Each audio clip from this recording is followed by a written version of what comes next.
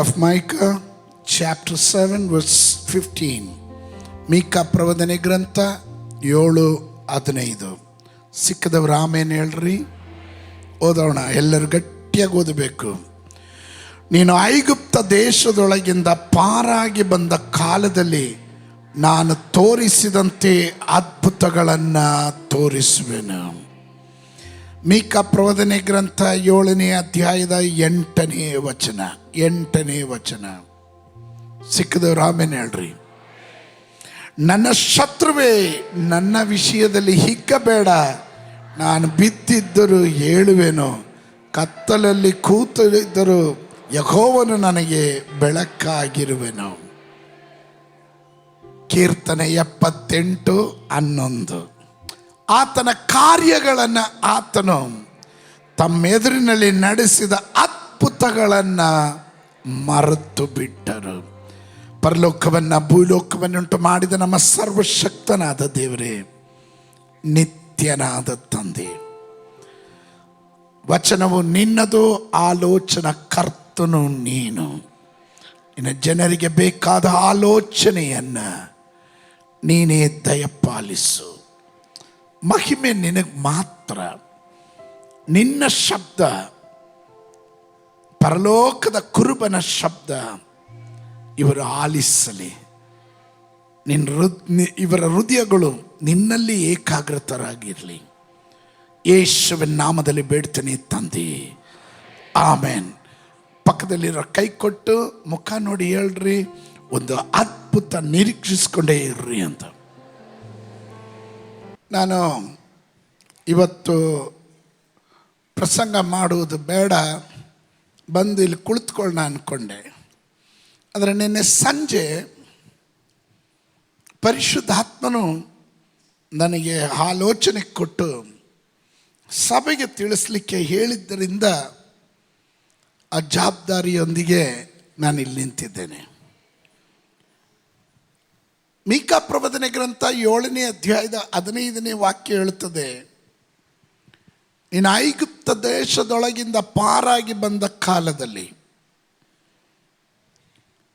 ನಾನು ತೋರಿಸಿದಂತೆ ಅದ್ಭುತಗಳನ್ನು ತೋರಿಸುವೆನು. ಇವತ್ತಿನ ನನ್ನ ಸಂದೇಶದ ಪೀಠಿಕೆ, I will show you wonders again. I will show you wonders again. ನಾನು ನಿಮಗೆ ಮತ್ತೆ ಅದ್ಭುತಗಳನ್ನು ತೋರಿಸ್ತೇನೆ. ನಾನು ನಿಮಗೆ ಮತ್ತೆ ಅದ್ಭುತಗಳನ್ನು ತೋರಿಸ್ತೇನೆ. ಕಳೆದ ವಾರದ ಸಂದೇಶ ನಿಮ್ಮಲ್ಲಿ ಅನೇಕರಿಗೆ ಗೊತ್ತಿರಬೇಕು. ನಮ್ಮ ಕಣ್ಣುಗಳು ನಿನ್ನನ್ನೇ ನೋಡ್ತಾ ಇದೆ. Our eyes are upon you. ಯಾರ ಕಣ್ಣುಗಳು ದೇವರ ಮೇಲೆ ಕೇಂದ್ರೀಕೃತವಾಗಿರುತ್ತದೋ, ದೇವರ ವಾಕ್ಯ ಹೀಗೆ ಹೇಳುತ್ತದೆ, ಆತನನ್ನೇ ದೃಷ್ಟಿಸಿದವರು ಲಜ್ಜೆಗೆ ಈಡಾಗಲಿಲ್ಲ, ಅವರ ಮುಖಗಳೆಲ್ಲ ಪ್ರಕಾಶ ಹೊಂದಿವೆ ಅಷ್ಟೇ.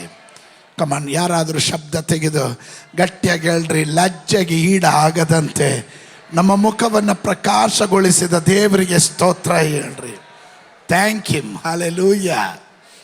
119ನೇ ಕೀರ್ತನೆ 18ನೇ ವಾಕ್ಯ ಹೇಳುತ್ತದೆ, ನನ್ನ ಕಣ್ಣು ತೆರೆ, ಆಗ ಧರ್ಮಶಾಸ್ತ್ರದಲ್ಲಿ ಇರುವ ಅದ್ಭುತಗಳನ್ನು ನಾನು ಕಂಡುಕೊಳ್ಳುವೆನು ಅಥವಾ ಕಾಣುವೆನು. ಆಮೇನ್. ಅದ್ಭುತಗಳನ್ನು ತೋರಿಸುವ, ಅದ್ಭುತಗಳನ್ನು ಮಾಡುವ ದೇವರು, ಆತನು ಮರೆಯಾಗಿ ಹೋಗಿಲ್ಲ. ಅದ್ಭುತಗಳು ನಿಂತು ಹೋಗಿಲ್ಲ. ಅದ್ಭುತ ಮಾಡುವ ಕರ್ತನು ನೆನ್ನೆ ಇದ್ದ ಹಾಗೆ ಇವತ್ತು ನಾಳೆಯೂ ನಿರಂತರವಾಗಿರುವ ದೇವರಾಗಿದ್ದಾನೆ. ಹಲ್ಲೆಲೂಯಾ.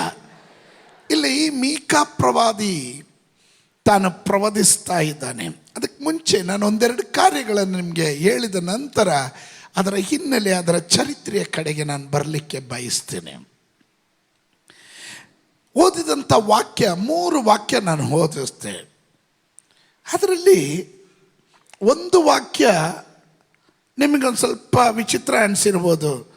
ಆತನ ಕಾರ್ಯಗಳು, ಆತನ ತಮ್ಮ ತಮ್ಮೆದುರಿನಲ್ಲಿ ನಡೆಸಿದ ಅದ್ಭುತಗಳನ್ನು ಮರೆತು ಬಿಟ್ರು ಅಂತ. ಯಾಕೆ ದೇವರ ಅದ್ಭುತಗಳನ್ನು ಮತ್ತೆ ಮಾಡ್ತೀನಿ ಅಂತ ಹೇಳೋದಕ್ಕೆ ಕಾರಣ ಅದು. ಮತ್ತೆ ಯಾಕೆ ಮಾಡಬೇಕು? ಎಲ್ಲೋ ಮಧ್ಯದಲ್ಲಿ ಸ್ಟ್ರಕ್ ಆಯಿತು, ನಿಂತೋಯ್ತು, ನಡೀದೇ ಇತ್ತು. ಅಂದರೆ ಮುಂಚೆ ಮಾಡ್ತಾ ಇದ್ದ ಕಾರ್ಯಗಳು ಸ್ಟಾಪ್ ಆಗಿದ್ದನ್ನು ಪುನಃ ಸ್ಟಾರ್ಟ್ ಮಾಡೋದಕ್ಕೆ ಹೇಳುವಂಥ ಕಾರ್ಯ ಅದು. ನನ್ನ ಶತ್ರುವೇ, ನನ್ನ ವಿಷಯದಲ್ಲಿ ಹಿಗ್ಗಬೇಡ. ನಾನು ಬಿದ್ದಿದ್ರು ಏಳುವೆನು, ಕತ್ತಲಲ್ಲಿ ಕೂತಿದ್ರು ಯೆಹೋವನು ನನಗೆ ಬೆಳಕಾಗಿರ್ತಾನೆ. Whatever the problems we go through, ಏನೆಲ್ಲ ಹೋರಾಟಗಳ ಮಧ್ಯದಲ್ಲಿ ನಾವು ಹೋದರು, ನಮ್ಮನ್ನು ಕಾಯುವ ಕರ್ತನು, ಇಸ್ರಾಯೇಲರ ಪರಿಪಾಲಕನು ತೂಕುಡಿಸೋದಿಲ್ಲ, ನಿದ್ರಿಸೋದಿಲ್ಲ. ಅವನು ನಮಗೆ ಸಹಾಯಕನಾಗಿರೋದರಿಂದ ನಾವು ಯಾವುದಕ್ಕೂ ಅಂಜುವ ಅವಶ್ಯಕತೆ ಇರೋದಿಲ್ಲ. ವಿಮೋಚನ ಕಾಂಡ ಪುಸ್ತಕ, ಬುಕ್ ಆಫ್ ಎಕ್ಸಡಸ್ 15ನೇ ಅಧ್ಯಾಯದ 11ನೇ ವಚನ ಹೇಳ್ತದೆ, ಯೆಹೋವನೇ, ದೇವರುಗಳಲ್ಲಿ ನಿನ್ನ ಸಮಾನನು ಯಾವನು? ದೇವರುಗಳಲ್ಲಿ ನಿನ್ನ ಸಮಾನನು ಯಾವನು? ಪರಿಶುದ್ಧತ್ವದಿಂದ ಸರ್ವೋತ್ತಮನು, ಪ್ರಖ್ಯಾತ ಕೃತ್ಯಗಳನ್ನು ಮಾಡುವುದರಿಂದ ಭಯಂಕರನು, ಅದ್ಭುತಗಳನ್ನು ನಡೆಸುವವನು ಆಗಿರೋ ನಿನಗೆ ಸಮಾನನು ಎಲ್ಲಿ? ಇವತ್ತು ಎಷ್ಟು ಜನ ಹೇಳ್ತೀರಾ, ನನ್ನ ದೇವರಿಗೆ ಸಮಾನನಾದವನು ಯಾರು? ಹಲ್ಲೆಲೂಯಾ. ಅವನಿಟ್ಟ ಕಡೆ ಇರುವ ದೇವರಲ್ಲ, ಅವನ ಸೃಷ್ಟಿಕರ್ತನಾಗಿರೋದರಿಂದ, ಏಕನಾಗಿ ಮಹಾದ್ಭುತಗಳನ್ನು ಮಾಡಿದ ಕರ್ತನಾಗಿರೋದಕ್ಕಾಗಿ ನನ್ನ ದೇವರಿಗೆ ಸ್ತೋತ್ರ ಮಾಡ್ತೇನೆ. ಪರಿಶುದ್ಧತ್ವದಿಂದ ಸರ್ವೋತ್ತಮನು, ಪ್ರಖ್ಯಾತ ಕೃತ್ಯಗಳನ್ನು ಮಾಡುವುದರಿಂದ ಭಯಂಕರನು, ಅದ್ಭುತಗಳನ್ನು ನಡೆಸುವವನಾಗಿರುವ ನಿನಗೆ. ಹಾಗಾದರೆ ನನ್ನ ದೇವರ ಟೈಟಲ್ನಲ್ಲೇ ಇದೆ, ಅವನು ಭಯಂಕರನು, ಅದ್ಭುತ ಕೃತ್ಯಗಳನ್ನು ನಡೆಸುವವನು. ಆಮೇಲೆ ಮಹತ್ ಕಾರ್ಯಗಳನ್ನು ನಡೆಸುವುದಕ್ಕೆ ಆತನೊಬ್ಬನೇ ಶಕ್ತನು, ಆತನ ಕೃಪೆಯು ಶಾಶ್ವತವಾದದ್ದು. ಮಹತ್ ಕಾರ್ಯಗಳನ್ನು ನಡೆಸೋದಕ್ಕೆ ಆತನೊಬ್ಬನೇ ಶಕ್ತನು. ಇನ್ನು ಕೀರ್ತನೆ 77 ಕಡೆಗೆ ಬಂದರೆ 13 ಮತ್ತು 14ನೇ ವಚನ ಹೇಳುತ್ತೆ, ದೇವರೇ, ನಿನ್ನ ಮಾರ್ಗವು ಪರಿಶುದ್ಧವಾದದ್ದು. ನಮ್ಮ ದೇವರಂತೆ ಮಹತ್ವವುಳ್ಳ ದೇವರು ಯಾರು? ಅದ್ಭುತಗಳನ್ನು ನಡೆಸುವ ದೇವರು ನೀನೇ, ಜನಾಂಗಗಳಲ್ಲಿ ಪರಾಕ್ರಮನ ತೋರ್ಪಡಿಸಿದಿ ಅಂತ. ಇದೆಲ್ಲ ವಾಕ್ಯಗಳು ಹೇಳುವುದರ ಪ್ರಕಾರ ನಮ್ಮ ದೇವರು ಅದ್ಭುತದಾಯಕನಾಗಿದ್ದಾನೆ. Come on, somebody shout hallelujah. ನನ್ನ ದೇವರು ಅದ್ಭುತದಾಯಕನಾಗಿದ್ದಾನೆ. ಹಂಗಲ್ಲ ಹೇಳೋದು, ನನ್ನ ದೇವರು ಅದ್ಭುತದಾಯಕನಾಗಿದ್ದಾನೆ. Amen, amen. Our God is the God of the second Exodus. ನನ್ನ ದೇವರು ಎರಡನೇ ನಿರ್ಗಮನದ ದೇವರು. ಆದಿ ಕಾಲದಲ್ಲಿ ಇಸ್ರಾಯೇಲ್ ಜನರನ್ನು ದಾಸತ್ವದಿಂದ ಬಿಡಿಸಿ ವಿಮೋಚಿಸಿದ ದೇವರು ಇವತ್ತು ಕೆಲ ಕುಟುಂಬಗಳನ್ನು, ವ್ಯಕ್ತಿಗಳನ್ನು, ಸಭೆಗಳನ್ನು, ನಮ್ಮ ಪಟ್ಟಣವನ್ನು ಬಿಡಿಸುವ ದೇವರಾಗಿದ್ದಾನೆ. ನಿನ್ನೆ ನಮ್ಮ ದೇಶಕ್ಕೆ ಸ್ವಾತಂತ್ರ್ಯ ಲಭಿಸಿ 80ನೇ ಸ್ವಾತಂತ್ರ್ಯ ದಿನಾಚರಣೆಯನ್ನು ನಾವು ವಿಜೃಂಭಣೆಯಿಂದ ರಾಜ್ಯ ಸರ್ಕಾರ, ಕೇಂದ್ರ ಸರ್ಕಾರ, ಎಲ್ಲ ಸಂಘ ಸಂಸ್ಥೆಗಳು, ಎಲ್ಲರ ಹೃದಯದಲ್ಲೂ ನಮ್ಮ ಇಂಡಿಪೆಂಡೆನ್ಸ್ ಡೇ, ಸ್ವಾತಂತ್ರ್ಯ ದಿನಾಚರಣೆಯನ್ನು ನಾವು ಆಚರಿಸ್ತೀವಿ. ಯಾಕೆ ಸ್ವಾತಂತ್ರ್ಯ ದಿನಾಚರಣೆ ಆಚರಿಸ್ತೀವಿ? ನಾವು ದಾಸತ್ವದಲ್ಲಿದ್ವಿ. ಬ್ರಿಟಿಷರ ದಾಸತ್ವದಲ್ಲಿದ್ವಿ. ಅನೇಕ ಸ್ವಾತಂತ್ರ್ಯ ಹೋರಾಟಗಾರರ ತ್ಯಾಗ ಬಲಿದಾನದ ಮೂಲಕ ಈ ದೇಶಕ್ಕೆ ಸ್ವಾತಂತ್ರ್ಯ ಲಭಿಸಿತು. ಅದರ ಸ್ಮರಣೆ, ಅದರ ಸಂಭ್ರಮ ಆಚರಿಸುವುದಾಗಿದೆ ಸ್ವಾತಂತ್ರ್ಯ ದಿನಾಚರಣೆ. ನಮ್ಮ ದೇಶ ಭಾರತ, ಇದರ ಭಾವೈಕ್ಯತೆ ಬಹಳ ಮುಖ್ಯ. ನಾವು ಭಾರತೀಯರು ದೇಶದ ಅಭಿಮಾನ ಉಳ್ಳವರಾಗಿರಬೇಕು. ನಮ್ಮ ದೇಶಕ್ಕಾಗಿ ನಾವು ಪ್ರಾರ್ಥನೆ ಮಾಡುವವರಾಗಿರಬೇಕು. ದುಷ್ಟ ಕಾರ್ಯಗಳನ್ನು ಮಾಡುವ, ದುಷ್ಟ ಚಟುವಟಿಕೆಗಳಲ್ಲಿ ತೊಡಗಿಕೊಳ್ಳುವ ಅಂಧಕಾರ ಶಕ್ತಿಗಳ ಕ್ರಿಯೆಗಳನ್ನು ಲಯ ಮಾಡಿ ದೇವರ ಕ್ರಿಯೆಗಳು ತೋರಿ ಬರೋದಕ್ಕೆ ನಾವು ಪ್ರಾರ್ಥನೆ ಮಾಡುವವರಾಗಿರಬೇಕು.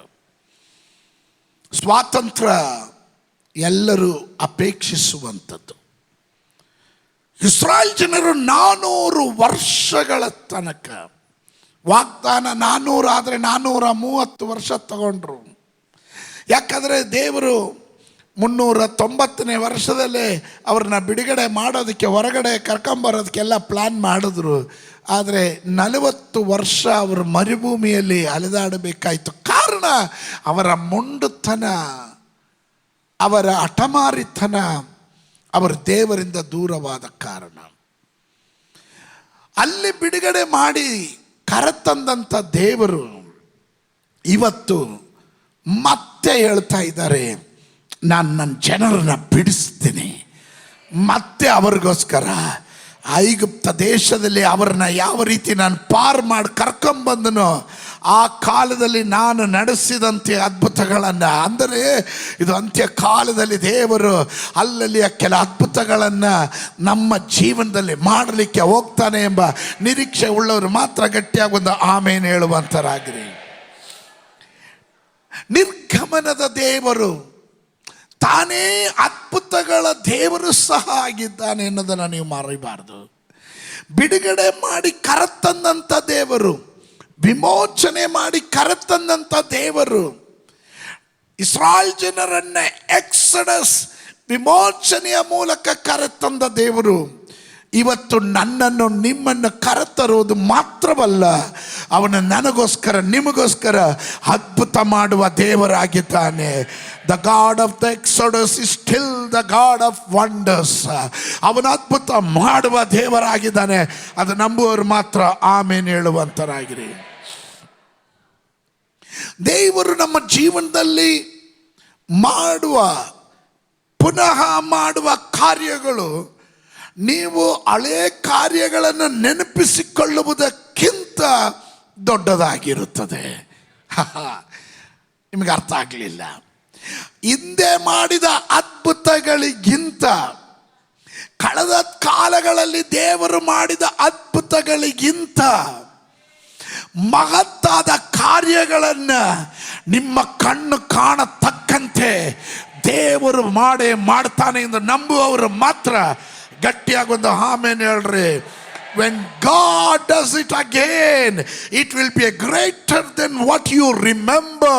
ನೀನು ಹಳೆ ಕಾಲದಲ್ಲಿ ನಿನ್ನ ಜೀವನದಲ್ಲಿ ಏನು ಅದ್ಭುತ ಮಾಡಿದನೋ ಅದಕ್ಕಿಂತ ಶ್ರೇಷ್ಠವಾದ ಅದ್ಭುತ ಈ ರಾತ್ರಿ ನಿನಗಾಗಿ ದೇವರು ಮಾಡಲಿಕ್ಕೆ, ಈ ಹಗಲೊತ್ತು ದೇವರು ನಿನಗಾಗಿ ಮಾಡಲಿಕ್ಕೆ, ಆನ್ಲೈನ್ನಲ್ಲಿ ವೀಕ್ಷಿಸ್ತಾ ಇರುವ ಜನರಿಗೋಸ್ಕರ ಮಾಡಲಿಕ್ಕೆ ದೇವರು ಶಕ್ತನಾಗಿದ್ದಾನೆ. ಆಮೆನ್. ನಿಮ್ಮ ಪ್ರಸ್ತುತ ಪರಿಸ್ಥಿತಿಯು ಕತ್ತಲೆಯಲ್ಲಿಯೂ, ಹೋರಾಟಗಳಲ್ಲಿಯೂ, ಉಪದ್ರವಗಳಲ್ಲಿಯೂ ಇರ್ಬೋದು. ಇದು ಯಾವುದು ದೇವರ ತನ್ನ ಶಕ್ತಿಯನ್ನು ಮತ್ತೆ ಪ್ರದರ್ಶಿಸುವುದಕ್ಕೆ, ತನ್ನ ಸಾಮರ್ಥ್ಯವನ್ನು ಪ್ರದರ್ಶಿಸುವುದಕ್ಕೆ, ಅವುಗಳನ್ನು ರದ್ದು ಮಾಡೋದಕ್ಕೆ, ಕ್ಯಾನ್ಸಲ್ ಮಾಡೋದಕ್ಕೆ ಯಾವ ಶಕ್ತಿಗೂ ಸಾಧ್ಯವಿಲ್ಲ. ನಾನು ಮತ್ತೊಮ್ಮೆ ಹೇಳ್ತೇನೆ. ಈಗ ನೀವು ಹಾದು ಹೋಗುತ್ತಿರುವ ಪ್ರಸ್ತುತ ಪರಿಸ್ಥಿತಿಯಿಂದ, ಹೋರಾಟಗಳಿಂದ, ಆ ನಿಂದೆಗಳಿಂದ, ಆ ಕತ್ತಲೆಯ ಅವಸ್ಥೆಗಳಿಂದ ನಿನ್ನ ದೇವರು ತನ್ನ ಶಕ್ತಿಯನ್ನ ಪ್ರದರ್ಶಿಸುವ ಸಾಮರ್ಥ್ಯವನ್ನ ಯಾವ ಶಕ್ತಿಗೂ ರದ್ದುಗೊಳಿಸೋದಕ್ಕೆ ಅದನ್ನು ಕ್ಯಾನ್ಸಲ್ ಮಾಡೋಕ್ಕಾಗೋದಿಲ್ಲ. ಒನ್ಸ್ ಗಾಡ್ ಡಿಸೈಡೆಡ್, ದೇವರು ತೀರ್ಮಾನ ಮಾಡಿದ್ರೆ ಅದು ನೆರವೇರಿಸುವಂತನಾಗಿರ್ತಾನೆ. ದೇವರ ವಾಕ್ಯ ಹೇಳ್ತದೆ, ಅಲ್ಲಲಿಯ ನಾನು ಉದ್ದೇಶಿಸಿದ್ದೆ ನೆರವೇರುತ್ತೆ, ನಾನು ಸಂಕಲ್ಪಿಸಿದ್ದೆ ನೆರವೇರಿಸುತ್ತೆ. ಈಗ ನನ್ನ ಕೈ ಚಾಚಿದ್ದೇನೆ, ಯಾರದನ್ನು ಹಿಂದಕ್ಕೆ ಮಡಿಸುವರು? ಇವತ್ತು ಕೆಲ ಕುಟುಂಬಗಳಿಗೋಸ್ಕರ, ಕೆಲ ವ್ಯಕ್ತಿಗಳಿಗೋಸ್ಕರ ದೇವರು ಅದ್ಭುತ ಮಾಡುವ ಹಗಲಾಗಿದೆ. ಕಮಾನ್ ಸಂಬಡಿ believe. ಯಾರಾದರೂ ನಂಬೋರಿದ್ದೀರಾ? Yes, I receive my miracle. ಇವತ್ತು ನಾನು ನನ್ನ ಅದ್ಭುತವನ್ನು ಸ್ವೀಕರಿಸುತ್ತೇನೆ ಎನ್ನುವವರು get ready, get ready, get ready. Something is going to happen. ಇವತ್ತು ನೀವು ಇಲ್ಲಿ ಸ್ತೋತ್ರ ಹೇಳ್ತಾ ಇರುವಾಗ, ಇಲ್ಲಿ ಆರಾಧನೆ ಮಾಡ್ತಾ ಇರುವಾಗ, ಮೈಲಿಗಳ ದೂರದಲ್ಲಿ ವಾರ್ತೆಗಳು ಕೇಳಲಿಕ್ಕೆ ಹೋಗ್ತೀರಾ, ನಿನ್ನ ದೇವರು ನಿನಗೋಸ್ಕರ ಅದ್ಭುತ ಮಾಡಿದನು ಎಂದು. Get ready, get ready, get ready. ಕೆಂಪು ಸಮುದ್ರವನ್ನು ವಿಭಾಗಿಸಿದ ದೇವರು ಅದ್ಭುತ ಕಾರ್ಯ ಮಾಡೋದ್ರಲ್ಲಿ ಅವನು ಹಿಂದೆ ಹೋಗಿಲ್ಲ. Amen, amen. ಈ ಮೀಕಾ ಪ್ರವಾದನೆ ಗ್ರಂಥದ ಹಿನ್ನೆಲೆ ನಾನು ಹೇಳಿ ನನ್ನ ಸಂದೇಶದ ಭಾಗಕ್ಕೆ ಬರ್ತೀನಿ. ಮೀಕಾ ಪ್ರವಾದಿಯು ತಾನು ಸೇವೆ ಮಾಡ್ತಿದ್ದಂಥ ಕಾಲಘಟ್ಟ 8ನೇ ಶತಮಾನ BC, ಅಂದರೆ ಕ್ರಿಸ್ತನು ಹುಟ್ಟುವುದಕ್ಕಿಂತ ಹೆಚ್ಚು ಕಡಿಮೆ 2800 ವರ್ಷಗಳ ಹಿಂದೆ ಯಹೂದದ ಅರಸರಾದಂಥ ಯೆಥೆಮ್, ಆಹಾಜ, ಹಿಸ್ಕಿಯವರ ಕಾಲಘಟ್ಟದಲ್ಲಿ ಬದುಕಿದ್ದಂಥ ಪ್ರವಾದಿಗಳಲ್ಲಿ ಒಬ್ಬನಾಗಿದ್ದನು ಈ ಮೀಕಾ ಪ್ರವಾದಿ. ಅದನ್ನು ನೀವು ಮೀಕಾ ಪ್ರವಾದನೆ ಗ್ರಂಥ 1:1 ಕಾಣಬಹುದು. ಇವನು ಸೇವೆಗೆ ಬರುತ್ತಿರುವಂಥ ಕಾಲಘಟ್ಟ, is ministry came during a very difficult spiritually and social period. ಸಾಮಾಜಿಕವಾಗಿಯೂ ಆತ್ಮಿಕವಾಗಿಯೂ ಇವನ ಸೇವೆ ಮಾಡ್ತಿದ್ದಂಥ ಕಾಲಘಟ್ಟ ಬಹಳ ಸುಖಕರವಾದದ್ದು, ಅನುಕೂಲವಾದ ಕಾಲಘಟ್ಟವಲ್ಲ. ನಾನು ಅದಕ್ಕೆ ಆರಂಭದಲ್ಲಿ ಓದಿದಂಥ ವಾಕ್ಯದಲ್ಲಿ ಹೇಳಿದೆ, ದೇವರು ಅವರಿಗೆ ಎಷ್ಟೇ ಅದ್ಭುತ ಮಾಡಿದ್ರು ಅವರು ಅವನನ್ನು ಮರೆತು ಬಿಟ್ರು ಅಂತ. They forgot God's miracle. ಇವರು ವಾಸ ಮಾಡ್ತಿದ್ದಂಥ, ಸೇವೆ ಮಾಡ್ತಿದ್ದಂಥ ಕಾಲ ಬಹಳ ಕಷ್ಟಕರವಾದ ಕಾಲ, ಆತ್ಮಿಕತೆ ಇಲ್ಲದೆ ಇದ್ದಂಥ ಕಾಲ. ಎಲ್ಲ ಕಡೆಗಳಲ್ಲೂ ಅನಾಚಾರವು, ಎಲ್ಲ ಕಾಲಗಳಲ್ಲೂ, ಎಲ್ಲ ಸ್ಥಳಗಳಲ್ಲೂ ದೈವ ಜನರು ದೇವರಿಗೆ ವಿರುದ್ಧವಾಗಿ ಅಡ್ಡದಾರಿಯಲ್ಲಿ ನಡೀತಾ ಇದ್ರು. ನಾಯಕತ್ವದಲ್ಲಿ ಇರುವವರು, ಲೀಡರ್ಸ್ ಆರ್ ಕರಪ್ಟೆಡ್, ಅವರು ಭ್ರಷ್ಟರಾಗಿದ್ದರು. ಬಡವರನ್ನ ಹದುಮ್ತಾ ಇದ್ರು, ಬಡವರನ್ನ ತುಳಿತಾ ಇದ್ದಂಥ ಕಾಲ. ನ್ಯಾಯಯುತವಾದ ಕಾರ್ಯಗಳಿಗೆ ಬೆಲೆ ಇಲ್ಲದೆ ಇದ್ದಂಥ ಕಾಲ. ನ್ಯಾಯ ಹುಡುಕಿದ್ರು ಸಿಗದೆ ಇದ್ದಂಥ ಕಾಲ. ಕುಟುಂಬಗಳಲ್ಲಿ, ಸಮಾಜದಲ್ಲಿ ಬಾಂಧವ್ಯಗಳು, ಸಂಬಂಧಗಳು ಐಕ್ಯತೆ ಇಲ್ಲದೆ ಇದ್ದ ಕಾಲ. ಬಾಂಧವ್ಯಗಳು ಮುರಿದೋಗಿರುವ ಕಾಲ. ಒಬ್ಬರಿಗೊಬ್ಬರು ಪ್ರೀತಿ ಇಲ್ಲ, ದ್ವೇಷ, ವಿಷದ ಬೀಜಗಳನ್ನು ಬಿತ್ತುತ್ತಿದ್ದಂಥ ಕಾಲಘಟ್ಟ. ಅಂಥ ಕಾಲಘಟ್ಟದಲ್ಲಿ ಪ್ರವಾದಿಯಾದಂಥ ಮೀಕಾ ತಾನು ಸೇವೆಗಾಗಿ, ದೇವರ ಕರೆದ ಸೇವೆಗಾಗಿ ನಿಂತಿದ್ದಾನೆ. ನೀವೊಂದು ನಿಮಿಷ ಮೀಕಾ ಪ್ರವಚನ ಗ್ರಂಥ 7ನೇ ಅಧ್ಯಾಯದ 1ನೇ ವಚನದಿಂದ 6ನೇ ವಚನದವರೆಗೆ ಓದಿದ್ರೆ ಅಲ್ಲಿ ಗೊತ್ತಾಗುತ್ತೆ ಆ ಜನರ ಪರಿಸ್ಥಿತಿ ಹೇಗಿತ್ತು ಅಂತ. ಅಯ್ಯೋ, ಓದ್ತೀನಿ ಗಮನಿಸ್ರಿ. ಅಯ್ಯೋ, ನನ್ನ ಗತಿಯನ್ನು ಏನೆಂದು ಹೇಳಲಿ?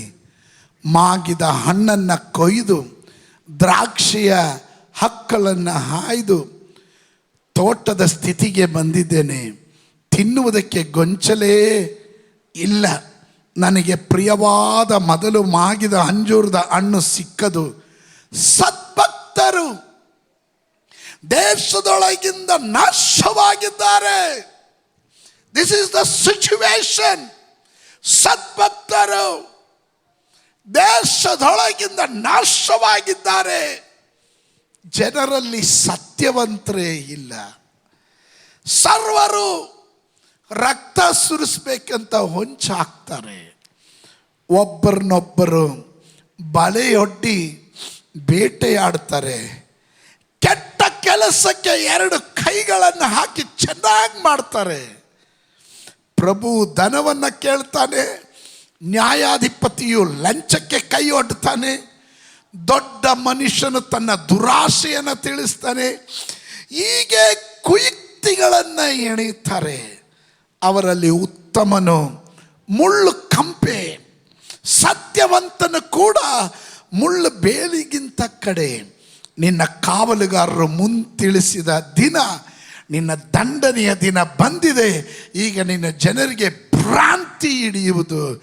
ಮಿತ್ರನನ್ನು ನಂಬಬೇಡ, ಆಪ್ತನಲ್ಲಿ ಭರವಸವಿಡದಿರು. ನಿನ್ನ ಎದೆಯ ಮೇಲೆ ಹೊರಗುವವಳಿಗೂ ನಿನ್ನ ಬಾಯ ಬಾಗಿಲನ್ನು ಭದ್ರವಾಗಿಟ್ಕೋ. ಮಗನು ತಂದೆಯನ್ನು ತುಚ್ಛೀಕರಿಸ್ತಾನೆ, ಮಗಳು ತಾಯಿಗೆ ಎದುರಾಳುತ್ತಾಳೆ, ಸೊಸೆಯು ಅತ್ತೆಯನ್ನು ವಿರೋಧಿಸ್ತಾಳೆ. ಹೀಗೆ ಒಬ್ಬ ಮನುಷ್ಯನಿಗೆ ಅವನ ಮನೆಯವರೇ ವೈರಿಗಳಾಗಿದ್ದಾರೆ. ಎಂಥ ಪರಿಸ್ಥಿತಿ! ಇಂಥ ಪರಿಸ್ಥಿತಿಯಲ್ಲಿ ಜೀವನ ಸಾಗಿಸ್ತಿರುವ ಆ ಕಾಲಘಟ್ಟಗಳಲ್ಲಿ ದೇವರು ಎಬ್ಬಿಸಿದ ಪ್ರವಾದಿಯಾಗಿದ್ದನು ಮೀಕಾ ಪ್ರವಾದಿ. ಇದನ್ನೆಲ್ಲ ಕಂಡು ಕೇಳಿ ನಿರಾಶೆಗೆ ಒಳಗಾಗಲಿಲ್ಲ. ಅವನದರ ಮಧ್ಯದಲ್ಲಿ ಹತಾಶೆಗೆ ಒಳಗಾಗಲಿಲ್ಲ. ಅವನಿಗೆ ಒಂದು ಗೊತ್ತು, ನಾನು ಈ ಅವಸ್ಥೆಗಳ ಮಧ್ಯದಿಂದ ಕರೆದವನು ನಂಬಿಗಸ್ತನು, ಕಡೆಯವರೆಗೂ ಕಾಯೋದಕ್ಕೆ ಶಕ್ತನಾಗಿದ್ದಾನೆ. ನಾನು ನಿರಾಶೆಗೆ ಒಳಗಾಗೋದಿಲ್ಲ. ಕಮಾನ್ ಸಂಬಡಿ, ನಿಮ್ಮ ಸುತ್ತಲೂ ಇಂಥ ಕಾರ್ಯಗಳು ನಡೆಯುವಾಗ, ಮನುಷ್ಯನಿಗೆ ವಿರುದ್ಧವಾಗಿ ಕ್ರಿಯೆ ಮಾಡುವಾಗ, ಪ್ರೀತಿ ಬಾಂಧವ್ಯಕ್ಕೆ ಬೆಲೆ ಇಲ್ಲದೆ ಹೋಗುವಾಗ, ಅಲ್ಲೆಲ್ಲೂಯ, ಒಬ್ಬೊಬ್ಬನು ಅವನವರ ಇಚ್ಛೆಗೆ ವಿರುದ್ಧವಾಗಿ ನಡೀತಾ ಇರುವಾಗ, ಈ ದಿವಸಗಳಲ್ಲಿ ನೀವು ಹತಾಶೆಗೆ ಒಳಗಾಗೋದಲ್ಲ. ಮೀಕಾ ಪ್ರವಾದಿ ಅವನ ಹತಾಶೆಗೆ ಒಳಗಾಗಲಿಲ್ಲ. ಅವನ ಅಲ್ಲಿಂದ ಎದ್ದೇಳಿದನು. ಇವತ್ತು ಕೆಲವರು ಎದ್ದೇಳ್ರಿ. ಪ್ರಲಾಪಗಳನ್ನು ಹೇಳ್ಕೊಂಡಿರಬೇಡ್ರಿ, ದುಃಖಗಳನ್ನು ಹೇಳ್ಕೊಂಡಿರಬೇಡ್ರಿ, ನಿರಾಶೆಯ ಮಾತುಗಳನ್ನು ಆಡ್ಕೊಂಡಿರಬೇಡ್ರಿ. ಅಲ್ಲಿಂದ ಎದ್ದೇಳ್ರಿ.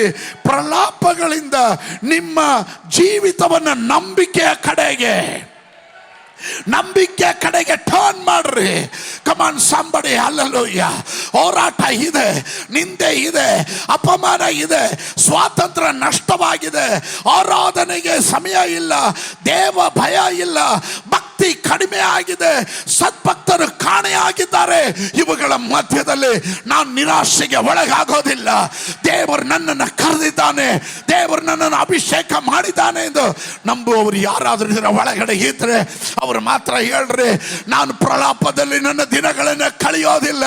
ಆ ಪ್ರಲಾಪಗಳನ್ನು ನಂಬಿಕೆಗೆ ಪರಿವರ್ತಿಸ್ತೇನೆ. ನನ್ನ ನೀತಿವಂತನು ನಂಬಿಕೆಯಿಂದಲೇ ಬದುಕುವನು. ಯಾವಾಗ ನೀನು ನಿನ್ನ ಪ್ರಲಾಪಗಳನ್ನು ನಂಬಿಕೆಗೆ ತಿರುಗಿಸ್ತೀಯೋ, ನಂಬಿಕೆ ನಿನ್ನಲ್ಲಿ ನಿರೀಕ್ಷೆಯನ್ನು ಹುಟ್ಟಿಸುತ್ತೆ. ನಿನ್ನ ಒಳಗಡೆ ಎಕ್ಸ್ಪೆಕ್ಟೇಷನ್ ಉಂಟಾಗುತ್ತೆ. lamentation to faith, from the faith to hallelujah expectation ಬಂದಾಗ, ನಿನ್ನ ಒಳಗಡೆ ನಿರೀಕ್ಷೆ ಬಂದಾಗ, ನೆಕ್ಸ್ಟ್ ಸ್ಟೆಪ್ ನಿನ್ನ ಒಳಗಡೆ ರಿಸ್ಟೋರೇಷನ್ ನಡೆಯುತ್ತೆ, ಪುನಃಸ್ಥಾಪನೆಗಳು ನಡೆಯುತ್ತೆ. ಹಲ್ಲೆಲೂಯ. ಅದರ ನಂತರ ಉಂಟಾಗದೆ ನಿನ್ನ ಬಾಯಿ ತೆರೆದು ದೇವರಿಗೆ ಹೇಳ್ತೀಯ, ಮಾಡಿದ ಅದ್ಭುತಕ್ಕೆ ಸ್ತೋತ್ರ, thank you Lord for the miracle. ನಮಗೆ ಬರುವ ದೋಷ ಏನು ಗೊತ್ತಾ? ಕೊರತೆ ಹೇಳ್ತೀವಿ, ನಿರಾಶೆ ಪಡ್ತೀವಿ, ಹತಾಶರಾಗ್ಬಿಡ್ತೀವಿ. ಹತಾಶರಾಗಬೇಡ್ರಿ. ನಿಮ್ಮ ಪ್ರಲಾಪಗಳು ನಂಬಿಕೆಯಾಗಿ ಕನ್ವರ್ಟ್ ಮಾಡ್ರಿ. ಎಸ್, ಪ್ರಾಬ್ಲಮ್ ಇದೆ, ಹೋರಾಟ ಇದೆ, ಹಲ್ಲೆಲೂಯ. ಆದರೆ ಇದು ಯಾವುದು ನನ್ನನ್ನು ಮುಳುಗಿಸೋದಿಲ್ಲ. ನನ್ನ ನಂಬಿಕೆ ಅದಕ್ಕಿಂತ ಸ್ಟ್ರಾಂಗ್ ಆಗಿದೆ. ನಂಬೋರು ಯಾರಾದರೂ ಇದ್ದೀರಾ? ಅಂಥವರಿಗೆ ನಾನು ಹೇಳ್ತಾ ಇದ್ದೇನೆ, ಹಲ್ಲೆಲೂಯ. ಆ ನಂಬಿಕೆಯಿಂದ ನೆಕ್ಸ್ಟ್ ಸ್ಟೆಪ್, ಇನ್ನೊಂದು ಸ್ಟೆಪ್ ನೀವು ಬೆಳೆಯೋದೇ ಗೊತ್ತಾ? ಇನ್ನೂ ಹೆಚ್ಚಾದ ನಿರೀಕ್ಷೆ. ಇವತ್ತಲ್ಲ ನಾಳೆ ನನ್ನ ದೇವರು ನನಗಾಗಿ ಮಹತ್ ಕಾರ್ಯ ಮಾಡ್ತಾರೆ. ಅನ್ಯರು ಯಾಕೆ ಕೇಳಬೇಕು? ನಿನ್ನ ದೇವರು ಎಲ್ಲಿ ಅಂತ ಅನ್ಯರು ಯಾಕೆ ಕೇಳಬೇಕು? ನನ್ನ ದೇವರು ಪರಲೋಕದಲ್ಲಿದ್ದಾನೆ. That is the expectation. ಕಣ್ಣಿಗೆ ಕಾಣದೆ ಇರುವವುಗಳನ್ನು ನಿಜವೆಂದು ತಿಳಿಯೋದು ನಂಬಿಕೆ. ಆದರೆ ಎಕ್ಸ್ಪೆಕ್ಟೇಷನ್ ಏನು ಗೊತ್ತಾ? ನಡೆದೇ ನಡೆಯುತ್ತದೆ ಎಂಬ ಭರವಸೆ. Come on. ನಿನಗೆ ಯಾವಾಗ ಆ ಎಕ್ಸ್ಪೆಕ್ಟೇಷನ್ ಬರುತ್ತೋ, ಆ ನಿರೀಕ್ಷೆ ಬರುತ್ತೋ,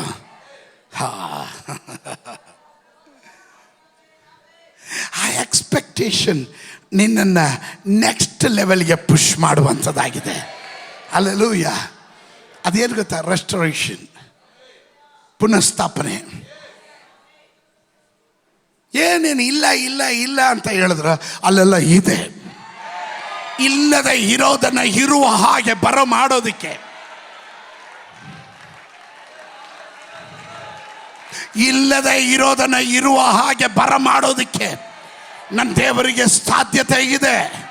ನಷ್ಟವಾದ ಪ್ರೀತಿ ವಾಪಸ್ ಬರುತ್ತೆ, ನಷ್ಟವಾದ ಆರಾಧನೆ ವಾಪಸ್ ಬರುತ್ತೆ, ನಷ್ಟವಾದ ದೈವ ಭಯ ವಾಪಸ್ ಬರುತ್ತೆ. Because our God is A god of restoration. ನನ್ನ ದೇವರು ಪುನಃಸ್ಥಾಪನೆ ಮಾಡುವ ದೇವರು ಎಂದು ನಂಬುವ ದೇವ ಮಕ್ಕಳು ಗಟ್ಟಿಯಾಗಿ ಹೇಳ್ರಿ. ಇವತ್ತೊಂದು ಪಕ್ಷ ನೀನು ಕತ್ತಲೆಯಲ್ಲಿ ಹಾದು ಹೋಗ್ತಾ ಇರ್ಬೋದು, ಇವತ್ತೊಂದು ಪಕ್ಷ ನೀನು ಹೋರಾಟದಲ್ಲಿ ಹಾದು ಹೋಗ್ತಾ ಇರ್ಬೋದು, ಇವತ್ತು ನಿನ್ನ ಪರಿಸ್ಥಿತಿ ಹದಗೆಟ್ಟಿರಬಹುದು, ಬಟ್ ನಿರೀಕ್ಷೆ ಹುಸಿ ಆಗೋದಿಲ್ಲ. ನೀನು ದೇವರಲ್ಲಿಟ್ಟಿರುವ ಭರವಸೆ ಹುಸಿ ಆಗೋದಿಲ್ಲ. ಅದು ನಿನ್ನನ್ನು ಪುನಃಸ್ಥಾಪನೆ ಕಡೆಗೆ ನಡೆಸುತ್ತೆ. ನಷ್ಟವಾದದೆಲ್ಲ, ಸಣ್ಣ ಮಿಡುತ್ತೆ, ಚೂರು ಮಿಡುತ್ತೆ, ಗುಂಪು ಮಿಡುತ್ತೆ, ದೊಡ್ಡ ಮಿಡುತ್ತೆ, ತಿಂದು ಬಿಟ್ಟ ಸಂವತ್ಸರಗಳನ್ನು ಅವನು ನಿನಗೆ ವಾಪಸ್ ಕೊಡ್ತಾನೆ, ಅವನು ಕೊಡ್ತಾನೆ. ನಷ್ಟವಾದ ವರ್ಷಗಳನ್ನು, ನಷ್ಟವಾದ ಸಂವತ್ಸರಗಳನ್ನು ನಿನಗೋಸ್ಕರ ಅವನು ಕಟ್ಟಿಕೊಡುವ ದೇವರು.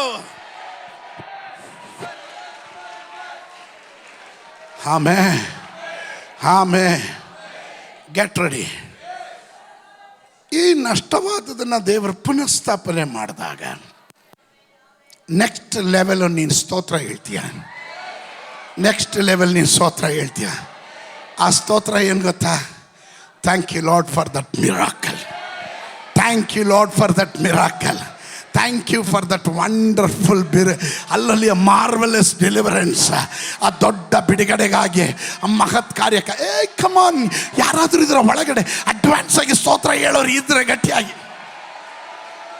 ಕೆಲವರೆಲ್ಲ ಕುಳಿತಿರೋದು ನಡೆದಾದ್ಮೇಲೆ ಸ್ತೋತ್ರ ಹೇಳೋಣ ಅಂತ. ಆದರೆ ನನ್ನ ಜನ ಇವತ್ತು ತಿಳ್ಕೊಳ್ರಿ, ಕೆಲವರು ಅಡ್ವಾನ್ಸ್ ಆಗಿ ಸ್ತೋತ್ರ ಹೇಳ್ರಿ.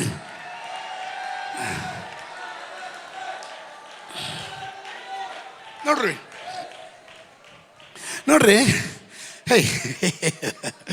ನನ್ಗೆ ಭಾಳ ಇಷ್ಟ ಕೊಟ್ಟಿದ್ದು ಈ ಮೀಕಾ ಪ್ರವಾದಿಯ ಪ್ರತ್ಯೇಕತೆ ಏನು ಗೊತ್ತಾ?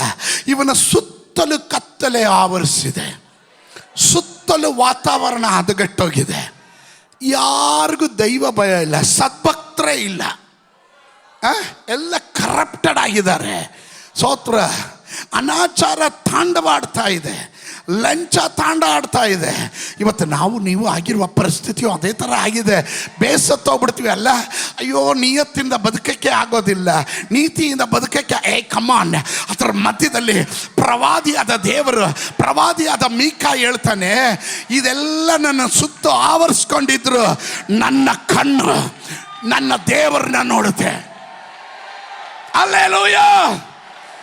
ನಿನ್ನ ಎಡಗಡೆ 1000, ನಿನ್ನ ಬಲಗಡೆ 10,000 ಸತ್ತು ಬಿದ್ದರು, ನಿನಗೆ ಯಾವ ಕೇಡು ಸಂಭವಿಸೋದಿಲ್ಲ.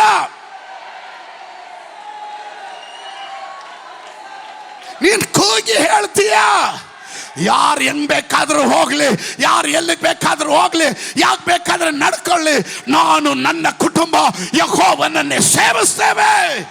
ನಾವು ಹತಾಶೆ ಪಡುವವರಲ್ಲ, ನಾವು ಹತಾಶೆ ಪಡುವವರಲ್ಲ, ನಾವು ಹತಾಶೆ ಪಡುವವರಲ್ಲ.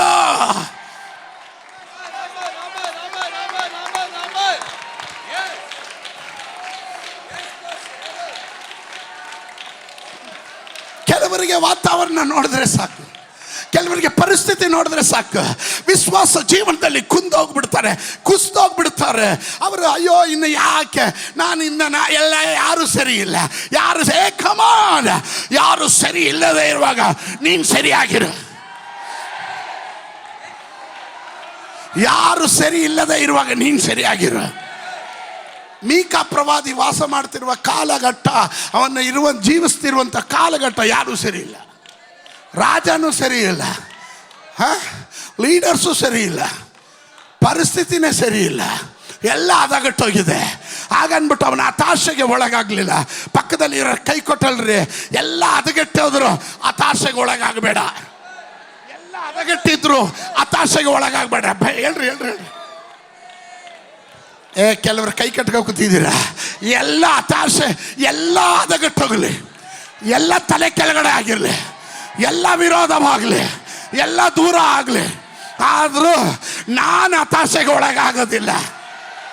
ಎಷ್ಟು ಜನ ಹೇಳ್ತೀರಾ ಐ ವಿಲ್ ರೈಸ್ ಅಪ್. ನನ್ನ ಆತ್ಮ ಮನುಷ್ಯ ಸೃಷ್ಟಿ ಆಗ್ತಾನೆ, ನನ್ನ ಸ್ತೋತ್ರ ಕಡಿಮೆ ಆಗೋದಿಲ್ಲ, ನನ್ನ ಆರಾಧನೆ ಕಡಿಮೆ ಆಗೋದಿಲ್ಲ, ನನ್ನ ಪ್ರಾರ್ಥನೆ ಕಡಿಮೆ ಆಗೋದಿಲ್ಲ. ನನ್ನ ಕಣ್ಣು ನನ್ನ ದೇವರನ್ನ ನೋಡ್ತಾ ಇರುತ್ತೆ.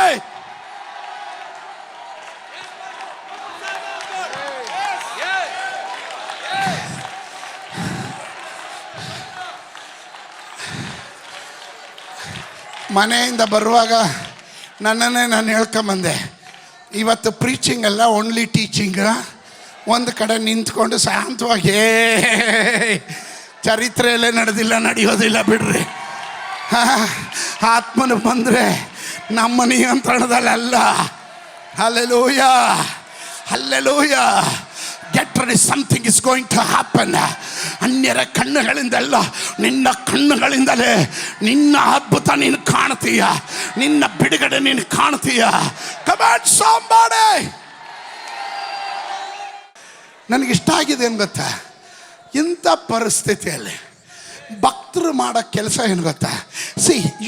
ಇಲ್ಲಿ ನೋಡ್ರಿ, ಗಮನಿಸ್ರಿ, ನಿನ್ನನ್ನು ಕರೆದಿದ್ದು ಮನುಷ್ಯ ಅಲ್ಲ, ನಿನ್ನನ್ನು ಕರೆದಿದ್ದು ದೇವರು. ಅಂದರೆ ಪರಿಸ್ಥಿತಿ ಎಲ್ಲ ಹದಗೆಟ್ಟಿದ್ರು ನಿನ್ನ ನೋಟ ದೇವರ ಮೇಲೆ ಇರಬೇಕು. ಕಳೆದ ವಾರ ಹೇಳಿದೆ, ಯೆಹೋಷಾಫಾಟನ ಅವನ ಅರಸರನ್ನ ನೋಡಲಿಲ್ಲ, ಅವನ ಕಣ್ಣುಗಳು ದೇವರನ್ನ ನೋಡ್ತಾ. ಇವತ್ತು ಎಷ್ಟು ಜನ ಹೇಳ್ತೀರಾ, ಏನೋ ಗೊತ್ತಿಲ್ಲ, ದೇವರ ಆತ್ಮನು ಈ ತಿಂಗಳು 2ನೇ ಸಾರಿ ನನ್ನನ್ನು ಎಚ್ಚರಿಸ್ತಾ ಇದ್ದಾನೆ. ಏನೆಲ್ಲ ಬಂದರು ನಿನ್ನ ನೋಟ, ನಿನ್ನ ಫೋಕಸ್ ದೇವರ ಮೇಲೆ ಆಗಿರಲಿ. ಸಂಬಂಧಿಕರನ್ನ ನೋಡಬೇಡ, ಸ್ನೇಹಿತರನ್ನ ನೋಡಬೇಡ. ಹಲ್ಲೆಲೂಯ. ಬಂಧು ಬಳಗದವರು ನಿನಗೆ ವಿರೋಧವಾಗಿ ಎದ್ದೊಳಬಹುದು, ಆದರೆ ನಿನ್ನ ದೇವರು ನಿನ್ನ ಸಂಗಡ ಇದ್ದಾನೆ.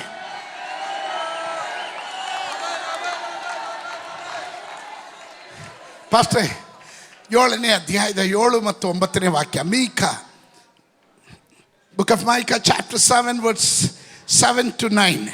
ನಾನಂತೂ ಯೆಹೋವನನ್ನ ಎದುರು ನೋಡುವೆನು. ಇದು ಪಕ್ಕದಲ್ಲಿರೋ ನಾನಂತೂ. ಪರಿಸ್ಥಿತಿ ಇದೆಲ್ಲ ಹದಗೆಟ್ಟಿದ್ರು, ನಾನಂತೂ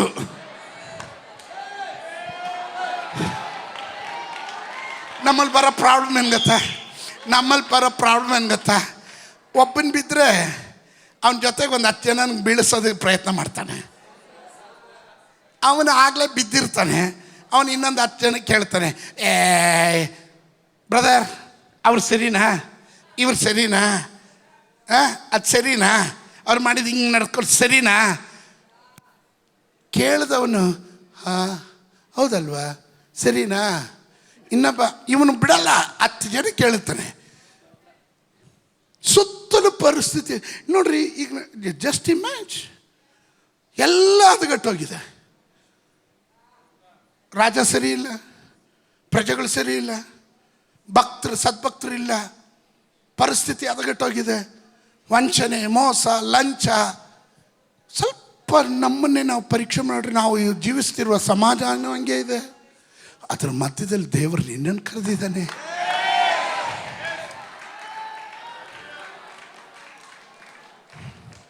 ಎಲ್ಲ ಒಳ್ಳೆ ಸಮಾಜ ಇದ್ದಿದ್ರೆ ದೇವ್ರು ನಿನ್ನನ್ನು ಯಾಕೆ ಕರೀತಾ ಇದ್ದ?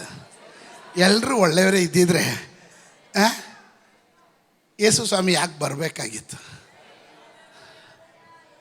ಹೌದಲ್ವಾ?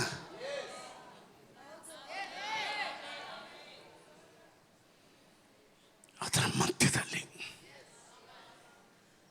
ಅವನು ಹೇಳ್ತಾನೆ, ನಾನು ನಿನ್ನನ್ನು ಎದುರು ನೋಡ್ತೇನೆ. ನಾನಂತೂ ಯೆಹೋವನನ್ನು ಎದುರು ನೋಡುವೆನು. ನಾನಂತೂ. ಎಷ್ಟು ಜನ ಅದನ್ನು ಸಾಕ್ಷಿಯಾಗಿ ಹೇಳ್ತೀರ? What ever comes in my life, lord I look into you. ನಾನು ನಿನ್ನನ್ನೇ ನೋಡ್ತೇನೆ. ಪಕ್ಕದಲ್ಲಿರೋ ವಿಶ್ವಾಸಿ ಕೈ ಕೊಟ್ಟು ಹೇಳ್ರಿ, ಯಾವಾಗಲೂ ಇದನ್ನು ಗಮನದಲ್ಲಿ ಇಟ್ಕೊಳ್ರಿ ಅಂತ.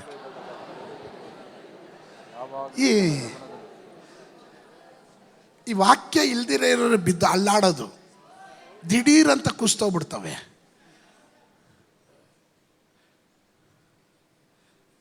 ಐದು ಬೆರಳು ಒಂದೇ ಥರ ಇದೆಯಾ? ಇದು ದಪ್ಪ, ಇದು ಉದ್ದ, ಇದು ಸಣ್ಣ. ಏನ್ರಿ ಇದು? ಎಲ್ಲರೂ ಒಂದೇ ಥರ ಇರಬೇಕಂತ ನಮ್ಮ ಆಸೆ. ದೇವರು ಅದಕ್ಕೆ ಎಲ್ಲರೂ ಒಂದೇ ಥರ ಇರದಂಗೆ ವಿಚಿತ್ರವಾಗಿ ಅದ್ಭುತವಾಗಿ ಸೃಷ್ಟಿ ಮಾಡಿರೋದು. ಹೆಂಗೆ ದೇವರು ಸೃಷ್ಟಿ ಮಾಡಿರೋದು? ಮನುಷ್ಯನನ್ನು ಅದ್ಭುತವಾಗಿಯೂ. ಆ ವಿಚಿತ್ರ ಅಂತ ಪದ ಇದೆ ನೋಡ್ರಿ, ನಾನಾ ವಿಧವಾದ ಚಿತ್ರಗಳು, ಅದನ್ನು ವಿಚಿತ್ರ ಅನ್ನೋದು. ಸ್ವತ್ರ ಚಿತ್ರ ಆಂಟಿ ನಗ್ತಾ ಇದ್ದಾರೆ, ಸ್ವತ್ರ ಅವ್ರ ಹೆಸರು ಚಿತ್ರ ಅಂತ. ನಾನು ಹೇಳಿದೆ ವಿಚಿತ್ರ. ನಾನಾ ವಿಧವಾದ ಚಿತ್ರಗಳು, ನಾನಾ ವಿಧವಾದ ಕ್ಯಾರೆಕ್ಟರ್ಗಳುಳ್ಳವರು, ನಾನಾ ವಿಧವಾದ ಸ್ವಭಾವ ದೋಷಗಳುಳ್ಳವರು ನಮ್ಮ ಮಧ್ಯದಲ್ಲಿ ಇರುವಾಗ, ಅವರ ಮಧ್ಯದಲ್ಲಿ ದೇವರು ನಿನ್ನನ್ನು ಎಬ್ಬಿಸಿರೋದಾದರೆ ನೀನಲ್ಲಿ ತೋರಿಸು, ನಾನು ಯೆಹೋವನನ್ನೇ ನೋಡ್ತೇನೆ. Don't blame others, don't blame others. It is easy to point out others. ನೀನು ಜಾಣ ಅಂತ ತೋರಿಸೋದಕ್ಕೆ ನೀನು ಇನ್ನೊಬ್ಬರನ್ನ ದೂರಬಹುದು, ಬಟ್ ನೀನು ಮೂರ್ಖನಾಗ್ತಾ ಇದೀಯಾ.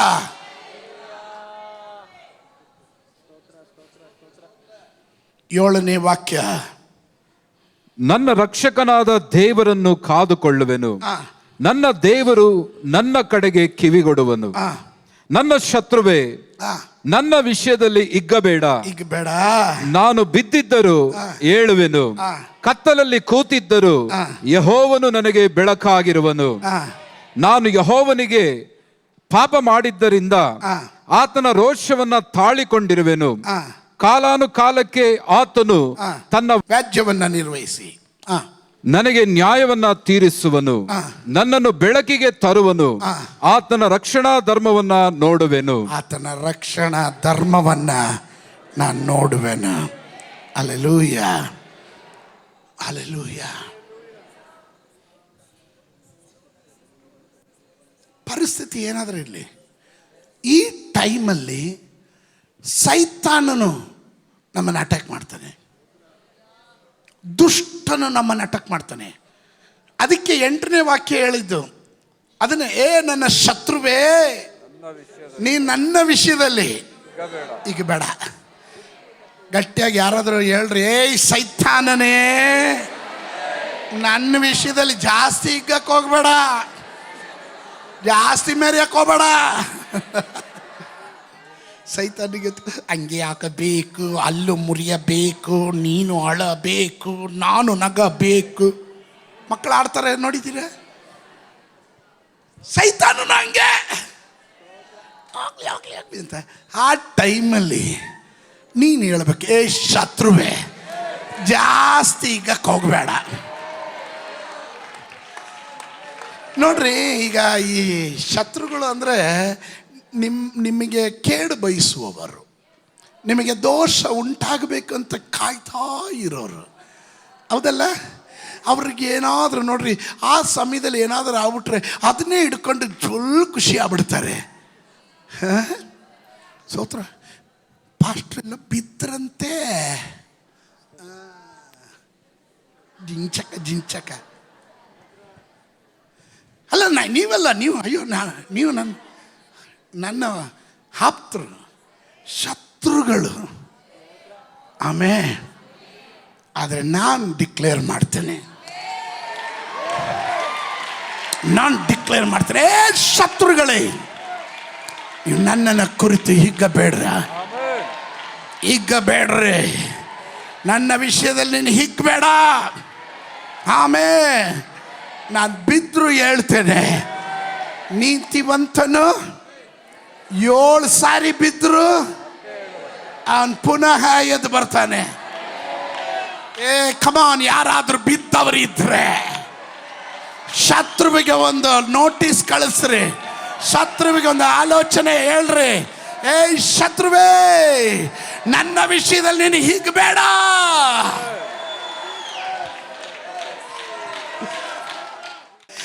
ಯಾವಾಗ ನೋಡ್ರಿ, ಮೀಕ ಪ್ರವಾದಿ, ನಾನಿನ್ನು ಇಂಟ್ರೊಡಕ್ಷನಲ್ಲೇ ಇದ್ದೀನಿ, ಮೆಸೇಜ್ ಇಂಟ್ರೊಡಕ್ಷನಲ್ಲೇ ಇದ್ದೀನಿ, ಪ್ರವಾದನೆಗೆ ಬಂದಿಲ್ಲ ಇನ್ನು. I was so excited to release the prophetical word. ಅದಕ್ಕೆ ಮುಂಚೆನೇ ನನಗೆ ದೇವರಾತ್ಮನು ಇಲ್ಲಿ ಏನೋ ಈ ಸಿದ್ಧತೆ ನೋಡಿದಾಗಲೇ ನನಗೆ ಗೊತ್ತು, ನೀವು ಮನೆಗೆ ಹೋಗೋಕ್ಕೆ ಮುಂಚೆನೆ ಏನೋ ದೇವರು the confirmation, God is giving the confirmation.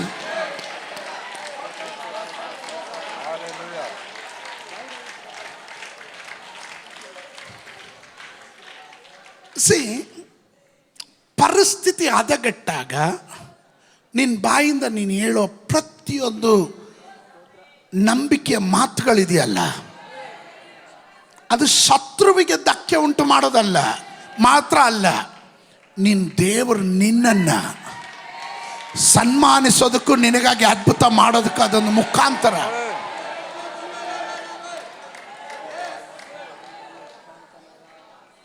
ನಾನು ಮುಂದಕ್ಕೆ ಹೋಗ್ಲಾ? 11ನೇ ವಾಕ್ಯದಿಂದ 14ನೇ ವಾಕ್ಯದವರೆಗೂ ಸ್ವಲ್ಪ ಗಮನಿಸ್ರಿ. ಯಾವಾಗ ದ ಮೂಮೆಂಟ್ ಈ ಸೆಡ್, ದೇವರೇ ನಾನು ನಿನ್ನನ್ನೇ ಎದುರು ನೋಡ್ತಾ ಇದ್ದೀನಿ, ನನ್ನ ರಕ್ಷಕನಾದ ದೇವರೇ ನೀ ನನ್ನನ್ನು ಕಾದುಕೊಳ್ಳುವವನು, ನನ್ನ ದೇವರ ನನ್ನ ಕಡೆಗೆ ಕಿವಿಗೊಡ್ತಾನೆ, ನನ್ನ ಶತ್ರು ನೀನು ಹಿಗ್ಬೇಡ ಅಂತ ಎಲ್ಲ ಹೇಳಿದ ಮೇಲೆ 11ನೇ ವಾಕ್ಯ ನೋಡ್ರಿ.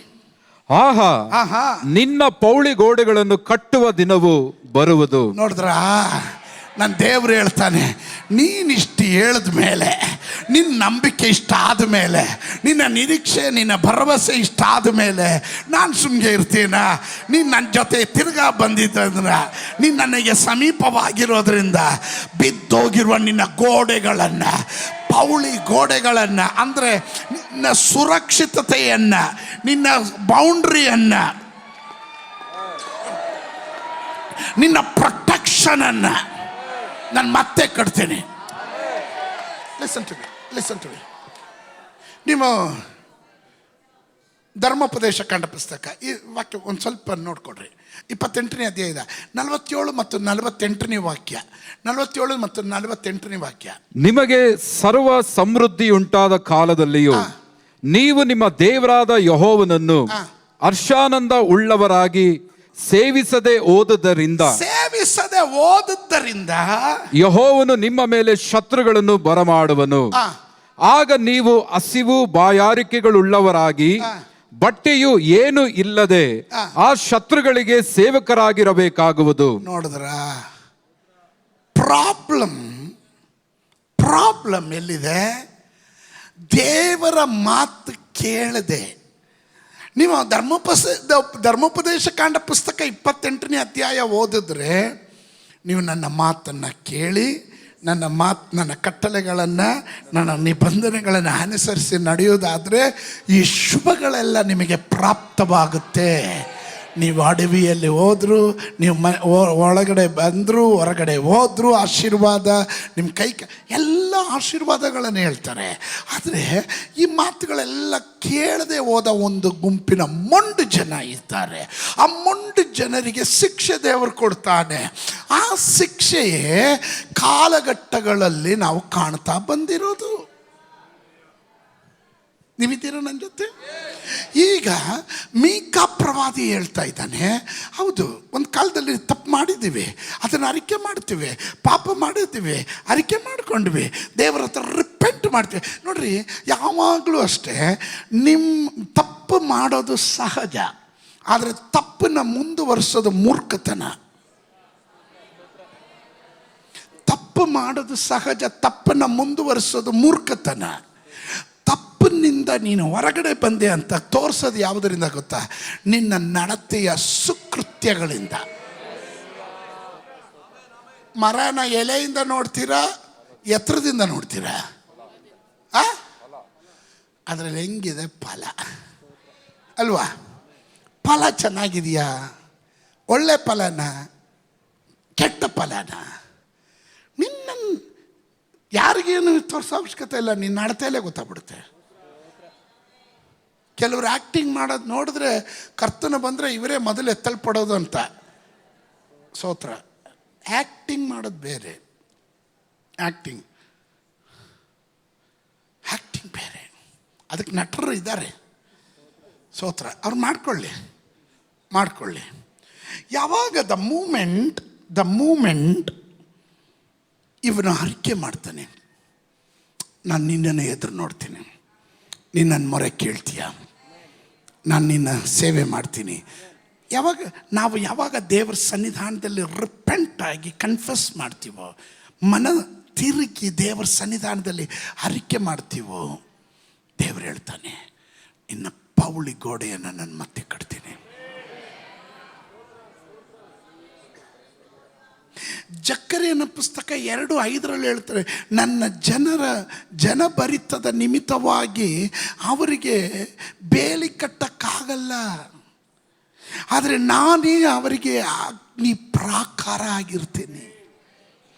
ದಟ್ ಮೀನ್ಸ್ ಇವತ್ತು ನೀನು ಇಲ್ಲಿ ಕುಳಿತು ಸ್ತೋತ್ರ ಹೇಳೋದಕ್ಕೆ ಕಾರಣ, ದೇವರು ನಮ್ಮ ಸುತ್ತಲೂ ಬೆಂಕಿಯ ಬೇಲಿ ಹಾಕಿದ್ದಾನೆ.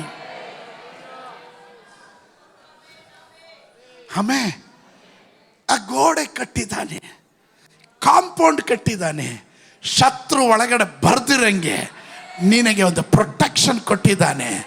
ಯಾವಾಗ ದೇವರಿಗೆ ವಿರುದ್ಧವಾಗಿ ಅವಿದ್ಯವಾಗಿ ನಡೀತೀಯೋ, ಈ ಬೇಲಿ ದೇವರು ಕಿತ್ತು ಬಿಡ್ತಾನೆ, ಶತ್ರು ಆಕ್ರಮಣ ಮಾಡ್ತಾನೆ. ಆದ್ದರಿಂದಲೇ ದೇವರು ಹೇಳ್ತಾ ಇದ್ದಾನೆ, ನಾನು ಬಿದ್ದೋಗಿರುವ ಪೌಳಿ ಗೋಡೆಯನ್ನು ನಾನು ಪುನಃ ಕಟ್ತೀನಿ ಅಂತ. ಕೆಲ ಕುಟುಂಬಗಳಿಗೋಸ್ಕರ ಡಿವೈನ್ ಪ್ರೊಟೆಕ್ಷನ್ ಮತ್ತೆ ದೇವರು ಮಾಡಕ್ಕೆ ಹೋಗ್ತಾ ಇದ್ದಾನೆ. Are you with me? ನೀವು ನನ್ನ ಜೊತೆ ಇದ್ದೀರಾ? ಅರ್ಥ ಆಗ್ತಾ ಇದೆಯಾ? Get ready. ನೀವು ನಿಮ್ಮ ಅದ್ಭುತದ ಸಮೀಪಕ್ಕೆ ಬರ್ತಾ ಇದ್ದೀರಾ. ಮುಂದಕ್ಕೆ ನಾನು ನಿನ್ನ ಪೌಳಿಗೋಡೆಗಳನ್ನು ಕಟ್ಟುವ ದಿನವೂ ಬರುವುದು. ಆ ದಿನದಲ್ಲಿ ನಿನ್ನ ಹೆಲ್ಲೆಯು ದೂರದ ತನಕ ವಿಸ್ತರಿಸಿಕೊಂಡಿರುವುದು. ನೋಡಿ, ಎರಡನೇದಾಗಿ ಆ ದಿನದಲ್ಲಿ ನಿನ್ನ ಎಲ್ಲೆಯು ದೂರದ ತನಕ ವಿಸ್ತರಿಸಿ, ಅಂದ್ರೆ ನಿನ್ನ ಬೌಂಡ್ರಿ ಎನ್ಲಾರ್ಜ್ ಆಗಕ್ಕೆ ಹೋಗುತ್ತೆ. ನಿನ್ನ ಎಲ್ಲಿ ಸರ್ಕಲ್ ಹಾಕಿ ಅದ್ರ ಒಳಗಡೆ ದಪ್ಪಿದ್ನ ಸೈತಾನು, ಅದರಿಂದ ನೀನು ಹೊರಗಡೆ ಬರ್ತೀಯ. ಸಂಬಡಿ ಇದು ಪ್ರಬೋಧನೆ ಶಬ್ದವಾಗಿ ನಾನು ಹೇಳ್ತಾ ಇದ್ದೀನಿ, ಗಮನಿಸ್ರಿ. ನೀನು 3ಕ್ಕೆ ಇಳಿಯಲ್ಲ, 6ಕ್ಕೆ ಬೆಳೆಯಲ್ಲ. ಒಂದು ಬೌಂಡ್ರಿ ಹಾಕಿ ಶತ್ರು ಇಟ್ಟಿದ್ದಾನೆ, ಆದರೆ ದೇವರು ಹೇಳ್ತಾನೆ, ನಿನ್ನ ಎಲ್ಲೆಯನ್ನು ನಾನು ವಿಸ್ತರಿಸಕ್ಕೆ ಹೋಗ್ತೇನೆ. ಯೇಸುವಿನ ನಾಮದಲ್ಲಿ ಇದುವರೆಗೂ ಪ್ರವೇಶ ಮಾಡದೇ ಇರುವ ದೇಶಗಳಿಗೆ ನಾನು ಪ್ರವೇಶ ಮಾಡ್ತೇನೆ. ನಾನು ಸುವಾರ್ತೆಯಾಗಿ ಹೋಗ್ತೇನೆ, ಸೇವೆ ನಾನು ಸಲ್ಲಿಸ್ತೇನೆ, ನನ್ನ ಎಲ್ಲೇ ಬೇರೆ ವಿಸ್ತಾರವಾಗಕ್ಕೆ ಹೋಗ್ತಾ ಇದೆ. ಕಮಾನ್ ಕಮಾನ್ ಕಮಾನ್ ಕಮಾನ್. ನಿನ್ನ ಸೇವೆಯ ಎಲ್ಲೆಗಳು ವಿಸ್ತಾರವಾಗಕ್ಕೆ ಹೋಗುತ್ತೆ. ನೀನು ಇದುವರೆಗೂ ಒಂದು ಏರಿಯಾಗೆ ಮಾತ್ರ ಗುರುತಿಸ್ಕೊಂಡಿದ್ದೆ, ಇದುವರೆಗೂ ಸಭೆಯಲ್ಲಿ ಎಲ್ಲೋ ಒಂದು ಮೂಲೆಯಲ್ಲಿ ಇದ್ದೆ, ಆದರೆ ದೇವರು ನಿನ್ನನ್ನು ಹೊರಗಡೆ ತಗೊಂಬರ್ತಾ ಇದ್ದಾನೆ. ನಿನ್ನ ಬೌಂಡ್ರಿ ವಿಶಾಲವಾಗಲಿಕ್ಕೆ ಹೋಗುತ್ತೆ. Come on somebody receive it.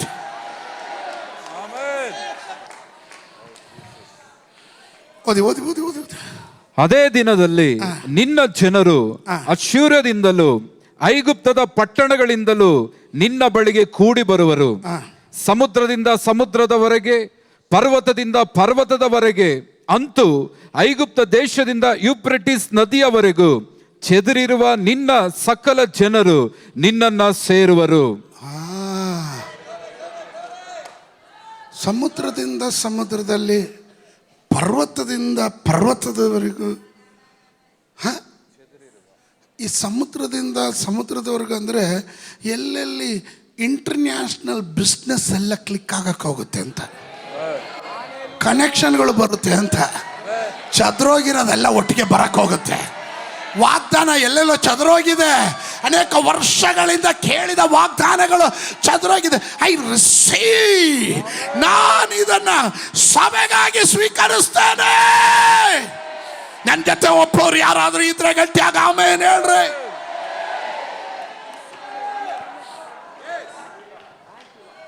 ಸ್ತೋತ್ರ ಸ್ತೋತ್ರ. 13ನೇ ವಾಕ್ಯ. ಆದರೆ ಅಷ್ಟರೊಳಗೆ ಈ ದೇಶವು ತನ್ನ ನಿವಾಸಿಗಳ ನಿಮಿತ್ತ ಅವರ ದುಷ್ಕೃತ್ಯಗಳಿಗೆ ಫಲವಾಗಿ ಆಳು ಬಿದ್ದಿರುವುದು. ಫಲವತ್ತಾದ ಭೂಮಿಯ ಮಧ್ಯದಲ್ಲಿನ ಕಾಡಿನೊಳಗೆ ಪ್ರತ್ಯೇಕವಾಗಿ ತಂಗುವ ನಿನ್ನ ಜನರನ್ನು ನೋಡಿದ್ರ,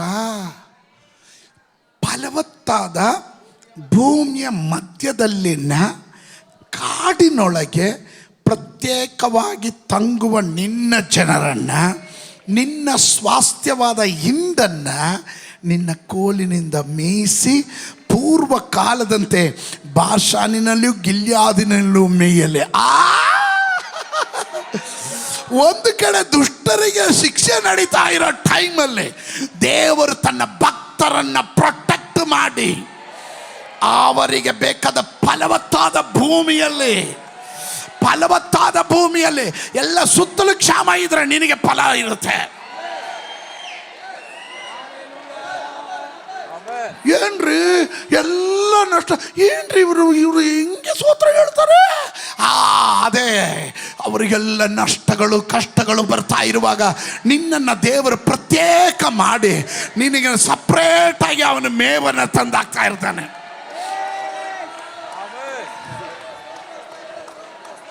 ನನಗೆ ಆ ವಾಕ್ಯ ಬಹಳ ಇಷ್ಟ ಆಯ್ತು ನೋಡ್ರಿ. 13, 14 ಸೇರಿಸಿ ಓದ್ಬೇಕು.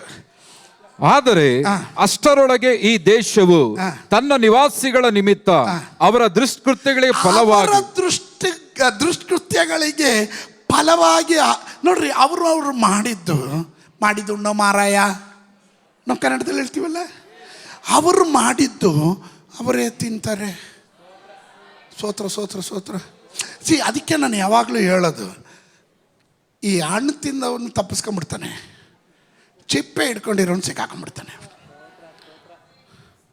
ಮಾಡ್ದವನ್ ಪಾಪ, ಆಡ್ದವನ್ ಬಾಯಿಲ್ಲಂತೆ. ಯಾರೋ ಮಾಡಿರ್ತಾರೆ, ಯಾರೋ ಆಡ್ಕೊಂಡು ನಡೆಯೋದು. ಆ ಮಾಡ್ದವನು ಹೋಗಿ ದೇವ್ರ ಹತ್ರ ಅದ್ಭಾಬಿಸಿ ಕ್ಷಮೆ ಕೇಳಿ ಅವ್ನ ಮನೆ ತಿರುಗ್ಬಿಟ್ಟಿರ್ತಾನೆ. ಇವನು ಆಡ್ಕೊಂಡು ನಡೀತಾನಲ್ಲ, ಅವನಿಗೆ ಸಿಗಬೇಕಾಗಿದ್ದ ಫಲ ಇವನು ತಿನ್ನುತ್ತಾ ಇರ್ತಾನೆ. ನೀ ಸ್ತೋತ್ರ ಹೇಳ್ದೆ ಇದ್ದಾಗಲೇ ಹೌದು ನಾನು ತುಂಬ ಮಾತಾಡಿದ್ದೀನಿ ಅನ್ನಂಗೆ ಕಾಣ್ತಾ ಇದೆ. ಮನೆ ತಿರ್ಕೊಳ್ರಿ ಇವತ್ತೇ. ಯಾಕಂದರೆ ಅವರ ಫಲ ಅನುಭವಿಸುವಾಗ ದೇವರ ಮುಖ ನೋಡುವವನು, ದೇವರನ್ನೇ ಎದುರು ನೋಡ್ತಾ ಇರುವವನು, ಸದ್ಭಕ್ತನಾಗಿ ಜೀವಿಸುವವನು, ದೈವ ಕೃಪೆಯನ್ನು ಆಶ್ರಯಿಸಿರುವವನು, ಅವನನ್ನು ದೇವರೇನು ಮಾಡ್ತಾರೆ? ಫಲವತ್ತಾದ ಭೂಮಿಯ ಮಧ್ಯದಲ್ಲಿನ ಕಾಡಿನೊಳಗೆ ಪ್ರತ್ಯೇಕವಾಗಿ. ನೋಡ್ರಿ, ಫಲವತ್ತಾದ ಭೂಮಿಯ ಮಧ್ಯದಲ್ಲಿನ ನಮ್ಮಲ್ಲಿ ಮಲಯಾಳಮಲ್ಲಿ ಒಂದು ಮಾತು ಹೇಳ್ತಾರೆ, ಹಾವು ತಿನ್ನ ದೇಶಕ್ಕೆ ಹೋದರೂ ಮಧ್ಯ ಪೀಸ್ ತಿನ್ಬೇಕಂತೆ. ಈ ಮೀನೆಲ್ಲ ತಿನ್ನುವಾಗ ಬಾಲ ತಲೆಗಿಂತ ಮಧ್ಯದಲ್ಲಿರೋದೇ ಮಾಂಸ ಜಾಸ್ತಿ. ಮಧ್ಯಪ್ರದೇಶ ತಾನೇ ಜಾಸ್ತಿ. ಚಿಕನ್ ತಿಂದರೆ ನೀವೇನು ತಿಂತೀರ? ಚೆಸ್ಟ್ ಪೀಸ್, ಬ್ರೆಸ್ಟ್ ಪೀಸ್ ಅಲ್ಲ. ನನ್ನ ದೇವರು ನಿನ್ನನ್ನು ಪೋಷಣೆ ಮಾಡೋದು ಭೂಮಿಯ ಮಧ್ಯಭಾಗದಲ್ಲಿರುವ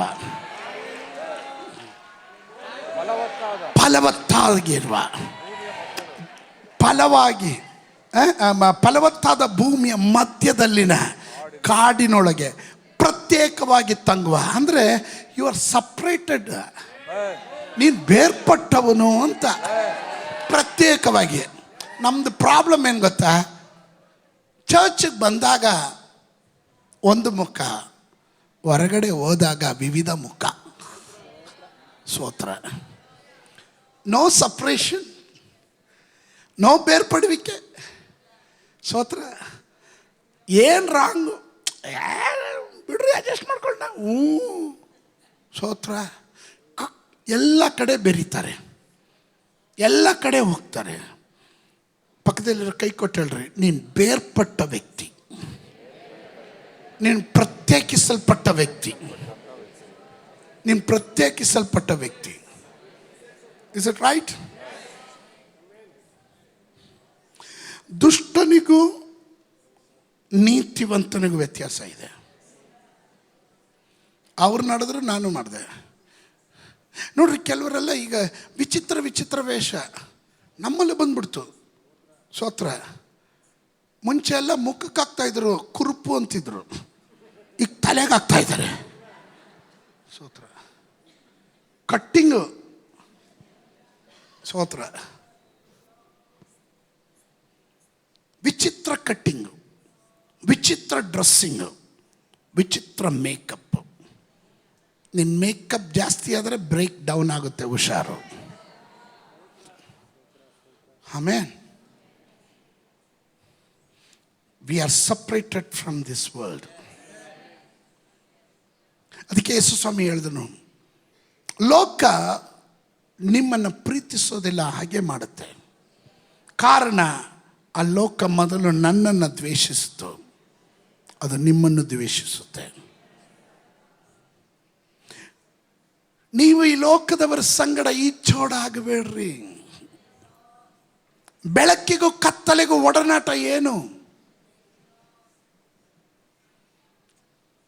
ಧರ್ಮಕ್ಕೂ ಅಧರ್ಮಕ್ಕೂ ಸಂಬಂಧ ಎಲ್ಲಿ? ಪರವಾಗಿಲ್ಲ ಬಿಡ್ರಿ, ಅಡ್ಜಸ್ಟ್ ಮಾಡ್ಕೊಂಡ. ನೀನು ಅಡ್ಜಸ್ಟ್ ಮಾಡು, ಆದರೆ ನೀನು ಫಲ ಅನುಭವಿಸ್ತೀಯ. ಅವರ ನಡತೆಗೆ ಅವರು ಫಲ ಅನುಭವಿಸ್ತಾ ಇದ್ದಾರೆ. ನೀತಿವಂತರನ್ನ ದೇವರು ಭೂಮಿಯ ಫಲವತ್ತಾದ ಭೂಮಿಯ ಆ ಕಾಡಿನ ಮಧ್ಯಭಾಗದಲ್ಲಿ, ಅಲ್ಲೆಲೂಯ, ಪ್ರತ್ಯೇಕಿಸಲ್ಪಟ್ಟ ಜನಾಂಗ ಇವರು, ನನ್ನ ಮಕ್ಕಳು ಇವರು. ಅವ್ರನ್ನ ಹೆಂಗೆ ನಡೆಸ್ತಾನಂದ್ರೆ, ನಿನ್ನ ಸ್ವಾಸ್ಥ್ಯವಾದ ಹಿಂಡನ್ನ ನಿನ್ನ ಕೋಲಿನಿಂದ ಮೇಯಿಸು. ಕುರುಬ ಮೇಯಿಸೋದು ಹೆಂಗೆ? ಕೋಲಿನಿಂದ. ಅಂದರೆ ಅವನ ದೊಣ್ಣೆಯು ಕೋಲು ನಿನಗೆ ಧೈರ್ಯ ಕೊಡ್ತದೆ. ಆಮೇಲೆ ಕೋಲಿನ ಪ್ರತ್ಯೇಕತೆ ಏನು, ದೊಣ್ಣೆ ಪ್ರತ್ಯೇಕತೆ ಏನು? ಕೋಲು ಕುರಿಗೆ ಆಹಾರವನ್ನು, ಎತ್ತರದಲ್ಲಿ ಇರುವ ಆ ಎಲೆಗಳನ್ನು, ಫಲವತ್ತಾದ ಎಲೆಗಳನ್ನು ಈ ಕೋಲಿಂದ ಬಗ್ಸಿ ಎಲೆಗಳನ್ನು ತಿನ್ನಿಸ್ತಾನೆ. ಕೋಲಿನಿಂದ ಅವನು ಮೇಯಿಸ್ತಾನೆ. ಆಮೇಲೆ ದೊಣ್ಣೆ ಏನು ಗೊತ್ತಾ? ಬಾ ಬಾ ಹೈ ಬಾ ಬಾ ಅಂದರೆ ಬರಲ್ಲ, ನಾನು ಎತ್ಕಡೆ ಹೋಗ್ತೀನಿ ಅಂತ. ಆವಾಗ ದೊಣ್ಣೆ ಬೀಳೋದು ಏಟು. ಇದು ಎರಡು ನಿನಗೆ ಧೈರ್ಯ ಕೊಡುತ್ತೆ. ಸ್ತೋತ್ರ. ಕೆಲವರು ಕುಂತಿರೋದು ನೋಡ್ದಾಗ್ಲೇ ಅನ್ನೋ ರೀತಿಯಲ್ಲೇ ಇದ್ದೀರಾ. Praise Lord. ಆಮೆನ್.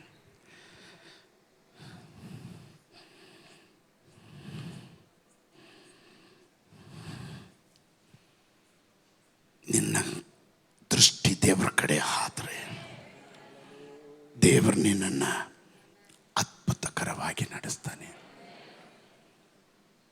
ಫಲಭರಿತವಾದ ಸ್ಥಳದಲ್ಲಿ ಎಲ್ಲರಿಗೂ ನಷ್ಟ ಆದರೆ ನಿನಗೆ ನಷ್ಟ ಅಲ್ಲ.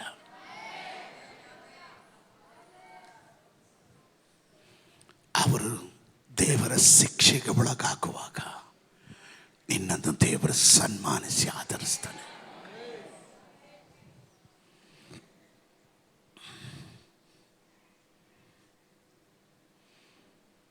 ದೇವರು ಇಲ್ಲಿ ಹೇಳ್ತಾ ಇದ್ದಾನೆ. 7:15 ನಾವು ಕಂಡ್ವಿ.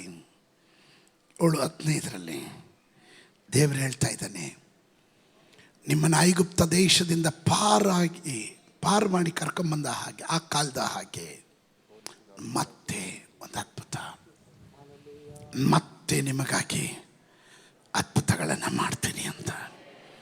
ಆಮೇನ್, ಆಮೇನ್.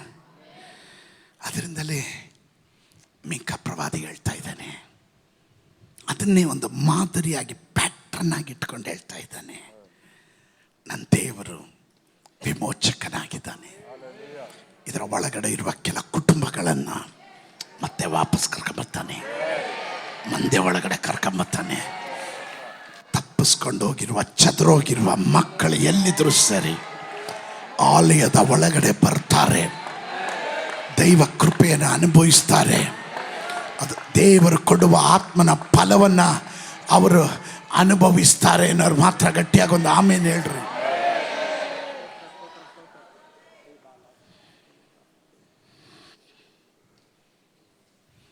ಬಂಧನದಿಂದ ನಿನ್ನನ್ನು ಅವನು ಬಿಡಿಸ್ತಾನೆ, ದಾಸತ್ವದಿಂದ ನಿಮಗೆ ವಿಮೋಚನೆಯನ್ನು ಕೊಡ್ತಾನೆ. ನಿನ್ನನ್ನು ಆತ್ಮಿಟ್ಟ, ನೀನು ತಲೆ ಎತ್ತದಂತೆ ಮಾಡಿದ ಶತ್ರುವಿನ ಶಕ್ತಿಗಳ ಮಧ್ಯದಿಂದ ನಿನಗೊಂದು ಉತ್ತಮ ಭವಿಷ್ಯವನ್ನು ರೂಪಿಸ್ತಾನೆ. ಕಮಾನ್ ಸಂಬಡಿ, ಆಮೇನ್. ಫರೋನನ್ನ ಆರಾಧನೆಗೆ ಬಿಡದಂತೆ ನಿನ್ನ ಆತ್ಮಿಕ ಜೀವಿತವನ್ನು ಕಟ್ಟಿದ್ದಂಥ ಅವಸ್ಥೆ, ಆದರೆ ಅಲ್ಲಿಂದ ನಿನ್ನನ್ನು ತಪ್ಪಿಸಿ ವಾಗ್ದಾನದ ದೇಶಕ್ಕೆ ಕರ್ಕೊಂಬರ್ತಾ ಇದ್ದಾನೆ. ಆ ವಾಗ್ದಾನ ನಿನ್ನಲ್ಲಿ ನೆರವೇರಲಿಕ್ಕೆ ಹೋಗುತ್ತೆ. ನೀನಿನ್ನ ಐಗುಪ್ತದಲ್ಲ, ನೀನು ಹಾಲು ಜೇನು ಹರಿಯುವ ಕನಾನ್ ದೇಶದಲ್ಲಾಗಿರ್ತೀಯ. ಎಷ್ಟು ಜನ ಹೇಳ್ತೀರಾ, ಐ ಆಮ್ ಕಮಿಂಗ್ ಔಟ್, ನಾವು ಹೊರಗಡೆ